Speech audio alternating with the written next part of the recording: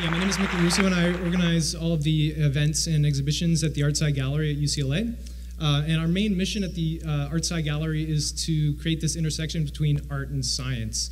And so we're putting scientists into studios, and we're taking artists and putting them into labs, and sometimes the results are crazy, and sometimes even can get off the hook, and I'll be talking about that a little bit today.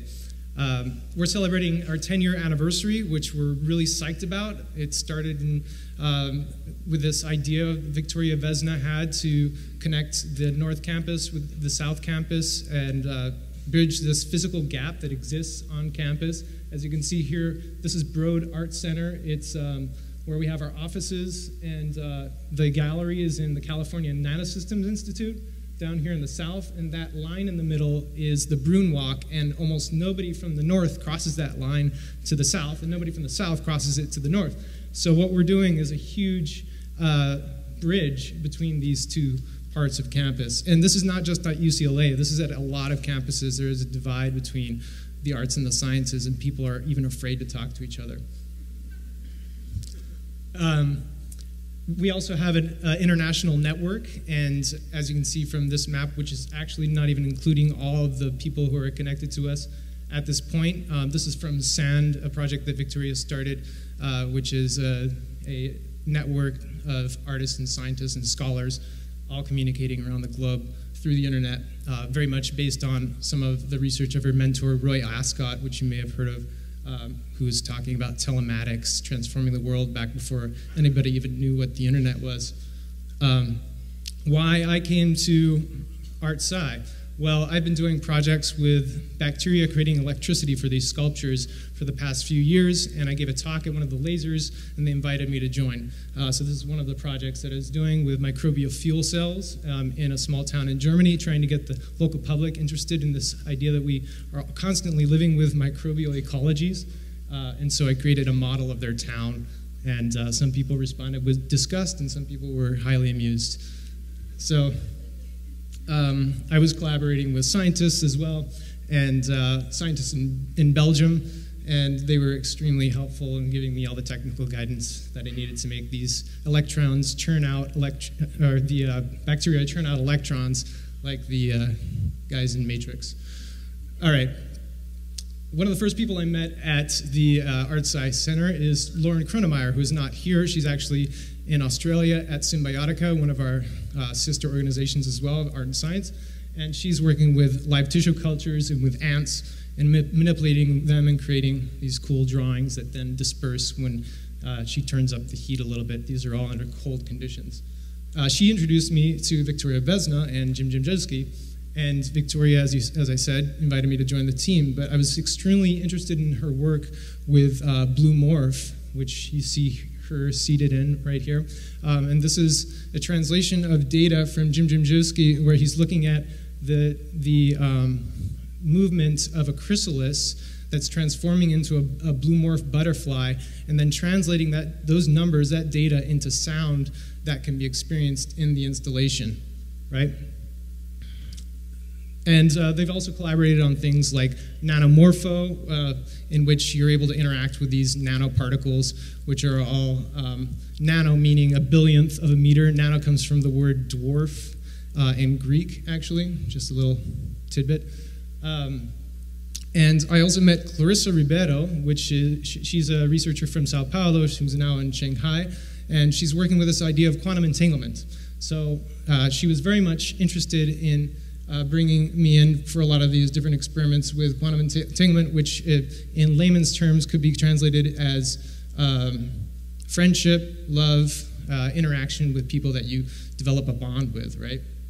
But she also told me about this idea of nanodiamonds being able to destroy tumors that are resistant to chemotherapy. And this is research is going on at a number of labs, including Jim's lab, Dr. Jimjewski's lab, and I was very interested in this research. Here's an image of the nanodiamonds actually puncturing a tumor cell.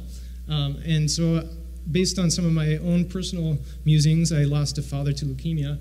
I really wanted to do more research onto this subject, and so I started with traditional medium drawing, just trying to explore the structure of the nanodiamonds, these truncated octahedrons here.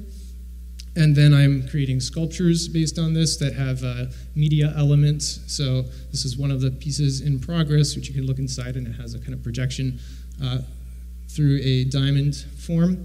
And that's all going to be shown in a kind of Cabinet of Curiosities show at the Artside Gallery on February 19th. So hope that some of you guys make it. I'm going to talk now a little bit about some of the shows that I've also exhibited or helped install at Artside. Very quickly. So this Ted Meyer, he's a resident artist at the UCLA Medical School. He was asking people to tell him their stories about scars, and then taking the prints of those scars and presenting those in, to the public in the gallery. We have the collaboration with Lita Albuquerque and John Good from Caltech, actually, and Lita was great. She filled the gallery with salt, tons and tons of salt, and we all figured out later that it's actually a therapeutic treatment too there. You can go into a salt room, and we all felt like our lungs were much cleaner after this performance, so it was very beautiful as well. But the starscape was developed by John Good, what the stars would look like from the northern hemisphere and the southern hemisphere. I also curated a show called Seres, Inhabitants of the Land of Silk, with Jason Farion and iGEM Collective at UCLA, and they're looking at ways to genetically engineer silk to create silk that's super strong or UV. And Jason was creating some artworks with this silk that was also, some of it was genetically modified, and some of it was actually just naturally fluorescent under UV light. We have Dirt by Christina Akabakis and Ellie Harmon, and Ellie Harmon was taking a hike on the Pacific Crest Trail and sending back dirt samples to Christina, and she was doing all these tests on the dirt samples to see what kind of microbes are in the dirt. A very inspiring show, especially considering my own research into microbial ecologies. There's a ton of different bacteria in different dirt samples, and most of them are very helpful. We also focus a lot on water. One of the projects that Victoria did is called Water Bowls here, and it's, again, you can hear the water dropping into the bowls and this kind of visual effects, but we have all these symposiums about water and looking at it from a different perspective, like the fourth state of water, like water on a molecular level, for example, which I'm going to drink some of, to get into these, those interstices of my cells, right? So we're really talking about the fact that water isn't just 3 states, it's actually 4 states, what happens when it's inside of a biological system. We have also other kinds of research into waves and how cool waves are for making art. So Javiera Tejerina Rizo made cool wave art pieces, including the standing wave piece, which is going to be installed in France. This is a long-term collaboration between the evolutionary biologist Chuck Taylor and Victoria Vesna and Takashi Igagami from the University of Tokyo.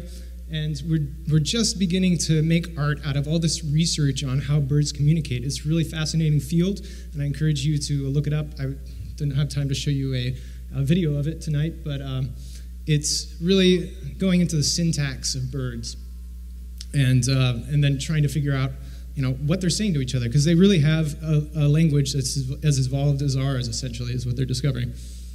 And we're also using drones to do some of these artworks. So here's a experiment with drones, and Jim Jimjewski is not only a nanoscientist, he's also a drone pilot, so you can see him here in the corner. And we go on retreats to the Vermont Foundation in Santa Ynez. The Vermont Foundation is also one of our main sponsors, and they have really cool installations up there. It's kind of closed to the public usually, but if you really want to go, you can contact us and we can figure out how to get you up there. But they have things like the nano mandala, where you can see, this is Victoria Vesna's project, where you can see a mandala being created by Tibetan monks from the molecular scale all the way up to the full scale. And this really cool piece where you press buttons for pop music, and then you see these like iron filings dancing around. We also are really interested in projects with consciousness at Artside Center. So we're working with Mark Cohen, Dr. Mark Cohen, who is interested in consciousness and empathy, and we just put on an event at Sohn Studios where we're putting 2 people in these octopus helmets and hoping that they connect through color and sound. Again, we're connecting the North and South campuses. It started off as mixers, and then has evolved into laser presentations. Dougie actually just gave a presentation there, and a couple of the other people this evening gave presentations that are laser. They're 5-minute presentations, Pechakucha style, and then everybody hangs out and talks about the cool ideas and eats and drinks. So it's a good time. Education is a huge part of our center, and we have online classes, we have undergraduate classes, introducing people to art and science, and doing cool things like DIY PCR, which is splitting up DNA and figuring out what kind of DNA is in there. And that's also spawned the ArtSci Undergraduate Society. We have online classes. They are all just for UCLA students at this point, but they're going to open up to the public in this next year, so stay tuned. And we also run a summer institute called the SciArt Nano Lab. And if you have any high school students, or know any high school students that are going from their junior year into their senior year, I highly recommend it. It's a competitive program, 2 weeks intensive, and we ask the students to imagine the impossible. We take them to labs, we take them to the Getty, we bombard them with information, and then we ask them to be extremely creative with everything. And we teach them how to make DIY microscopes. We tell them about early experiments in animation even. Here we have a zoetrope.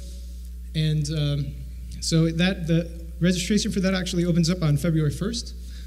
So highly recommend that. And the session is from July 19th to the 31st. Then we also have a lot of workshops, including workshops on food. And this is where I think cross-campus might be interested at some point, and doing some, for us, getting off of campus is being even more cross-campus in a way, right? So we've done things where people hack their genotype to figure out what kind of taste buds they have, because we all have different genes for different kinds of, that code for different types of taste buds, and workshops on aphrodisiac foods, and coevolution with dogs, building bioreactors that are kind of artsy and cool, right? So you can then put it in your diesel, biodiesel. And non-local effectiveness is also a really cool workshop that Lorusso did, where we're taking students and doing these experiments that people were looking at in the 60s, 70s, 80s, of like telepathy and the Gansfeld experiments, and trying to transmit thoughts without the internet. And my workshop with the treatment of cancer and nanodiamonds, I was asking students to really imagine different cancer treatments based on the nanodiamonds, and then maybe something even crazier than nanodiamonds for treating cancer, and a lot of great things emerged from that.